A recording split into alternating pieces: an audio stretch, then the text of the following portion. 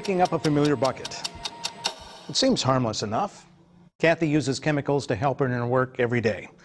It's just part of her job, working second shift in the plant. Same thing for Jeff, her counterpart from the first shift. Every day as they go about their work, they rely on chemicals, like the one that Jeff drew off from the 50-gallon drum. Business as usual, right?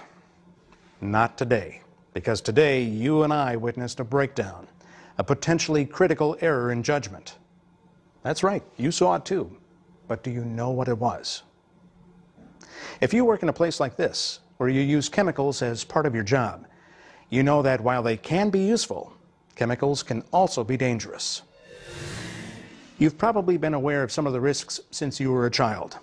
Ammonia can irritate your skin. Gasoline is flammable. Paint thinner fumes can make you dizzy. The problem is there are more than 650,000 different chemicals used in industry, with new ones going on the market all the time. Every day you're at work, you may come in contact with dozens of different chemicals, some that you don't think about or even know about.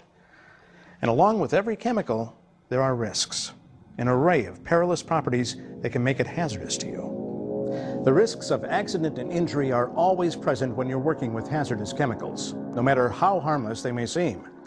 In fact, it's sometimes easy to forget just how dangerous they can be. If you work with hazardous chemicals and aren't careful, you're at risk of serious problems. A lot of times we assume that the employer is going to give you everything you need to use, but you need as an employee to know exactly what you're working with. When you walk into a facility like this, a flag should come up and you should say, I want to know. You have the right to know. Be familiar with the hazards that you're working with. Understand that the hazards are present, understand how they can affect you. Until you're informed about hazardous chemicals and their risks, you can't protect yourself or your coworkers from their harmful effects, or from the consequences if there were an accident. And when an accident does happen, will you know what to do in an emergency?